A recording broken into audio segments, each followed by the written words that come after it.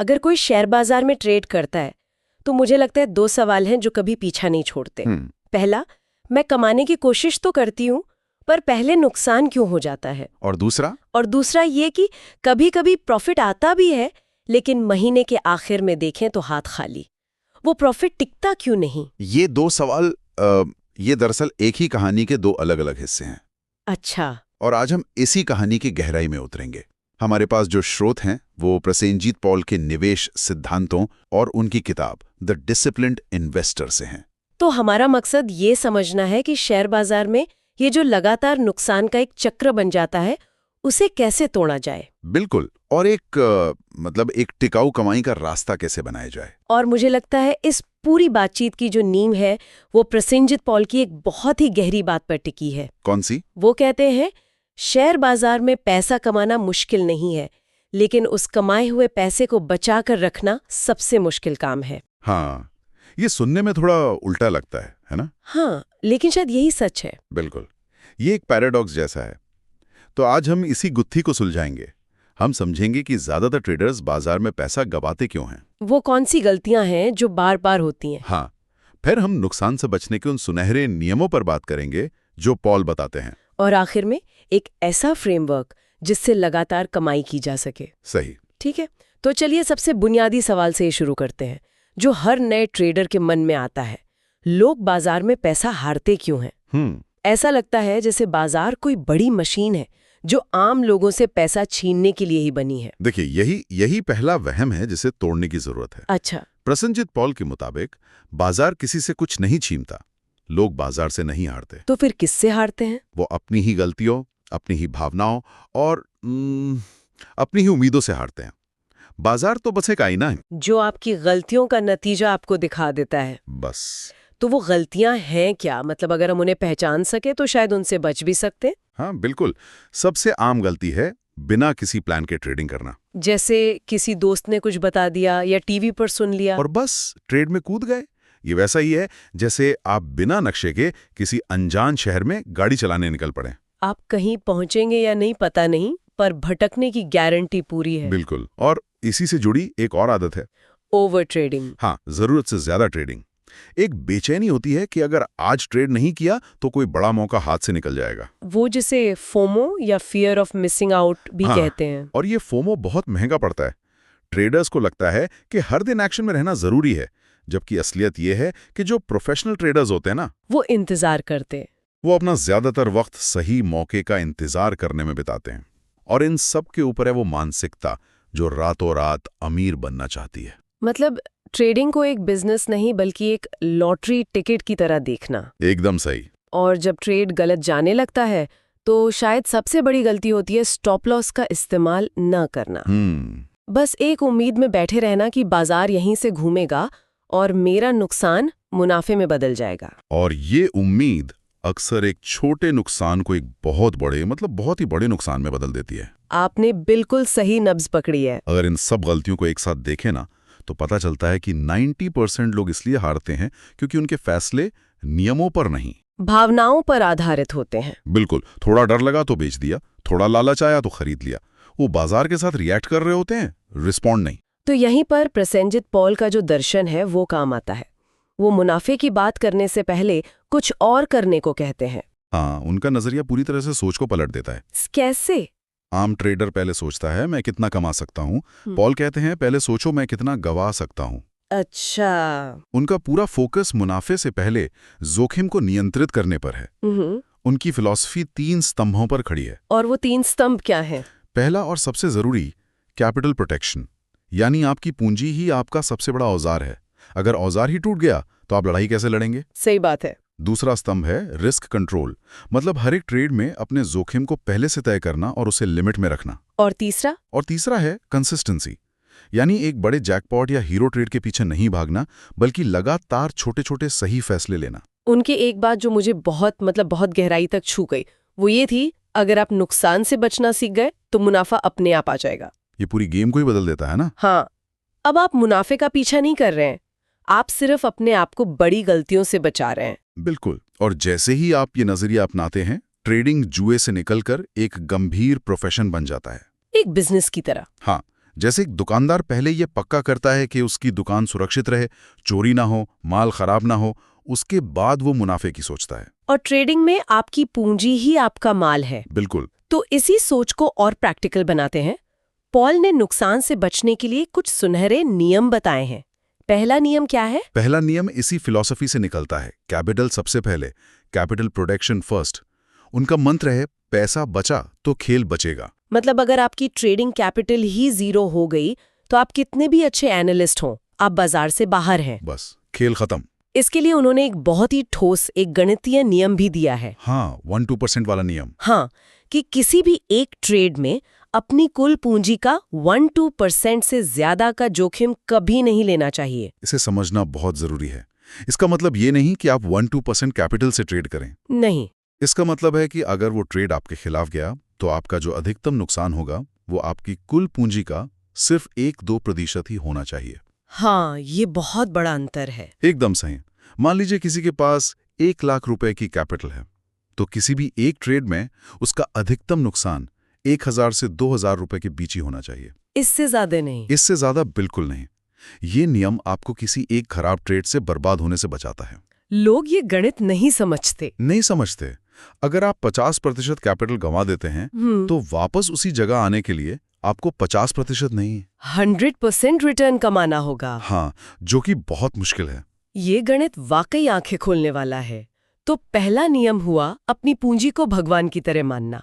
अब दूसरे नियम पर आते हैं। दूसरा नियम है स्टॉप लॉस आपकी लाइफलाइन है। Stop loss equal to lifeline. Paul इसकी तुलना एक ऐसी गाड़ी से करते हैं जिसमें ब्रेक ही ना हो। अच्छा। हो सकता है आप बहुत अच्छे ड्राइवर हो, सड़क भी खाली हो, लेकिन अगर अचानक कोई मोड़ आ गया या कोई सामने आ गया तो अंजाम तय है। हाँ, स्टॉप लॉस ट्रेडिंग सिस्टम का ब्रेक है। ये तुलना बहुत सटीक है, लेकिन अक्सर लोगों की शिकायत होती है कि मेरा स्टॉप लॉस हिट होता है और फिर बाजार वहीं से घूम जाता है। हाँ, ये फ्रस्ट्रेशन बहुत आम है। इससे कैसे निपटें? देखिए, ये एक बहुत ही जायज सवाल है। ऐसा होता है और होता रहेगा, लेकिन आपको इसे एक बिजनेस के खर्चे की तरह देखना होगा, जैसे दुकान का किराया या बिजली का बिल। बिल्कुल। स्टॉप लॉस उस बड़े नुकसान से बचने का एक छोटा सा बीमा प्रीमियम है जो आपको कभी भी तबाह कर सकता है। तो सही प्रक्रिया क्या है? सही प्रक्रिया यह है कि ट्रेड में घुसने से पहले ही आपका स्टॉप लॉस सिस्टम में तय हो जाना चाहिए। एक बार ट्रेड लेने के बाद भावनाओं के लिए कोई जगह नहीं होनी चाहिए। ठीक है, तो कैपिटल बच गया, स्टॉप लॉस लग गया। लेकिन एक और जाल है जिसमें ट्रेडर फंसते हैं, ओवर ट्रेडिंग। हाँ, बहुत ज्यादा ट्रेड करना।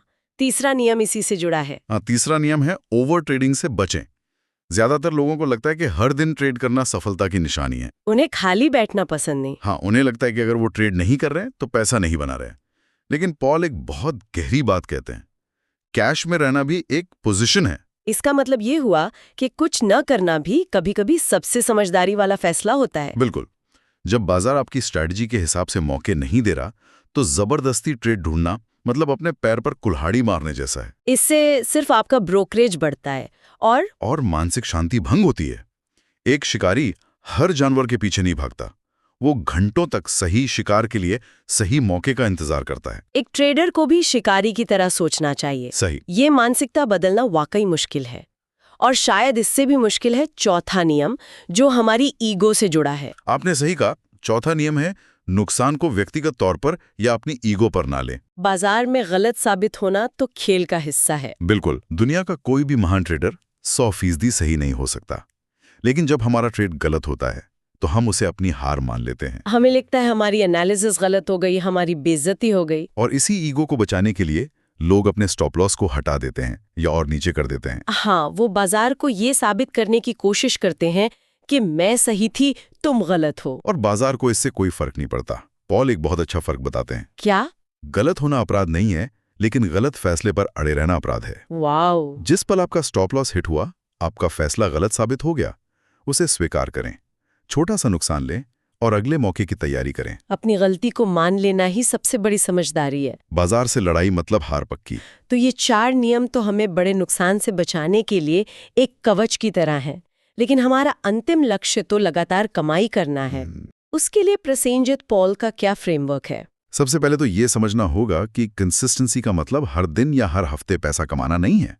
ये अवास्तविक उम्मीद है। तो फिर असली मतलब क्या है? कंसिस्टेंसी का असली मतलब है एक अनुशासित प्रक्रिया का लगातार पालन करना, ताकि लंबे समय में आपके मुनाफे आपके नुकसान से बड़े हों और आपकी कैपिटल धीरे धीरे बढ़ती रहे।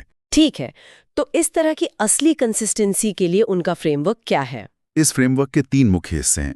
पहला है एक सरल स्ट्रेटजी, अ सिंपल स्ट्रेटजी। सरल क्यों? अक्सर नए ट्रेडर्स इंटरनेट से 10-12 अलग-अलग इंडिकेटर्स सीखते हैं और अपने चार्ट को पूरा भर देते हैं। और नतीजा? नतीजा, एक इंडिकेटर खरीदो बोलता है, दूसरा बेचो और तीसरा कुछ और। इसे एनालिसिस पैरालिसिस कहते हैं। ज्यादा जानकारी मतलब ज्यादा कंफ्यूजन। बिल्कुल। तो एक सरल सिस्टम जिसमें शायद 2 या 3 भरोसेमंद इंडिकेटर्स हों, ज्यादा बेहतर काम करता है, क्योंकि वो आपको स्पष्ट सिग्नल देता है। ठीक है। और दूसरा हिस्सा? फ्रेमवर्क का दूसरा हिस्सा है तय नियम, फिक्स्ड रूल्स। आपकी स्ट्रैटेजी से जुड़े हर नियम पहले से लिखे होने चाहिए। जैसे कि ट्रेड में एंट्री कब लेनी है, एग्जिट कब करना है, स्टॉप लॉस कहाँ होगा, कितना रिस्क लेना है, ये सब कुछ एक चेकलिस्ट की तरह होना चाहिए। जैसे एक पायलट उड़ने से पहले हमेशा अपनी चेकलिस्ट देखता है, चाहे उसे हजारों घंटों का अनुभव क्यों ना हो। बिल्कुल। और नियम बनाने से भी ज्यादा जरूरी है उनका पालन करना। जैसा कि पॉल कहते हैं, अगर आप नियम तोड़ेंगे तो आपके नतीजे भी टूटे फूटे ही होंगे। और यहीं पर तीसरा और सबसे महत्वपूर्ण हिस्सा आता है। वो क्या है? प्रक्रिया पर भरोसा, प्रोसेस पर भरोसा। अपना ध्यान हर एक ट्रेड के नतीजे से हटाकर इस बात पर लगाएं कि क्या मैंने अपनी प्रक्रिया का 100% पालन किया, भले ही उस ट्रेड में नुकसान क्यों ना हो गया हो। हाँ, हो सकता है आपने सारे नियम फॉलो किए और फिर भी ट्रेड में नुकसान हो गया, ये बिल्कुल ठीक है।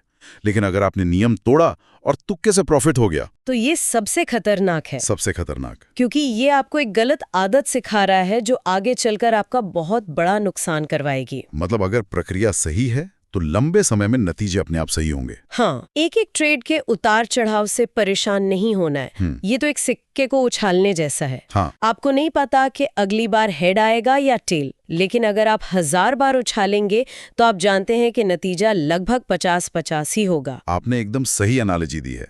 ट्रेडिंग संभावनाओं का खेल है, निश्चितता का नहीं। और एक अच्छी प्रक्रिया उन संभावनाओं को आपके पक्ष में रखती है। बिल्कुल। ये फ्रेमवर्क सुनने में बहुत तार्किक और सीधा लगता है, लेकिन मुझे लगता है असली लड़ाई इन नियमों को जानने की नहीं, बल्कि इन्हें लागू करने की है। निश्चित रूप से। और यहीं पर रिस्क मैनेजमेंट और ट्रेडिंग साइकोलॉजी का रोल आता है। और यही वो रणभूमि है जहां 90% ट्रेडर्स हार मान लेते हैं। सब कुछ जानने के बाद भी जब असली पैसा दांव पर लगा होता है तो भावनाएं हावी हो जाती हैं। तो सही रिस्क मैनेजमेंट का क्या मतलब है? मतलब है हमेशा छोटे छोटे नुकसान लेना, अपनी पोजीशन साइज को अपनी कैपिटल के हिसाब से नियंत्रित रखना।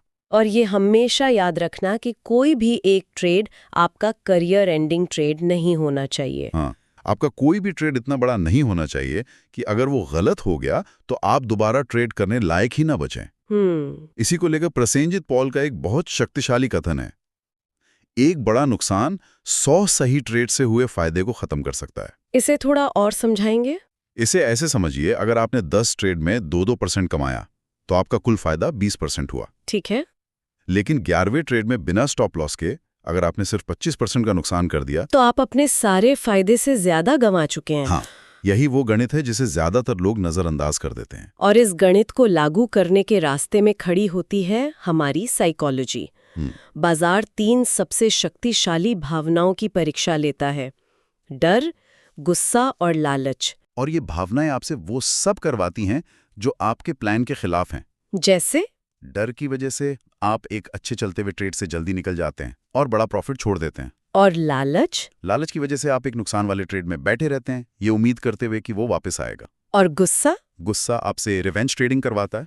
रिवेंज ट्रेडिंग ये क्या होता है? जब किसी ट्रेड में नुकसान होता है तो ट्रेडर को लगता है कि बाजार ने उसके साथ गलत किया है। अच्छा। वो गुस्से में आकर तुरंत एक और ट्रेड लेता है, सिर्फ अपना पैसा वापस पाने के लिए और बाजार को ये साबित करने के लिए कि वो सही था।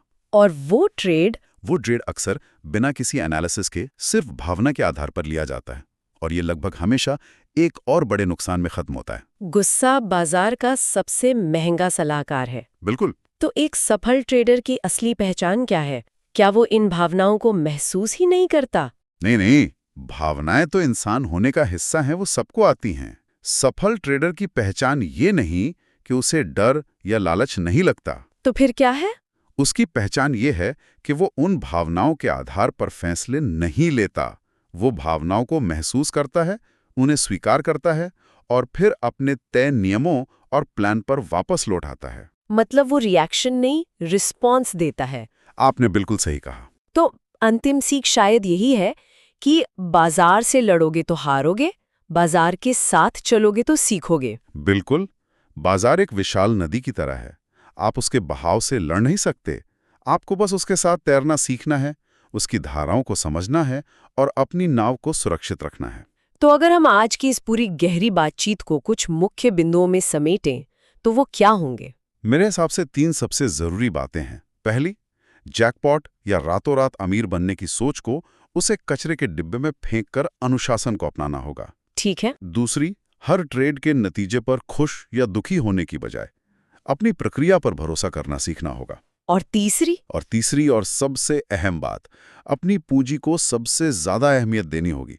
उसे भगवान की तरह पूजना होगा, क्योंकि वही आपके इस बिजनेस का आधार है। और अंत में एक विचार जो इस पूरी बातचीत का सार है और प्रसेनजित पॉल के काम का भी।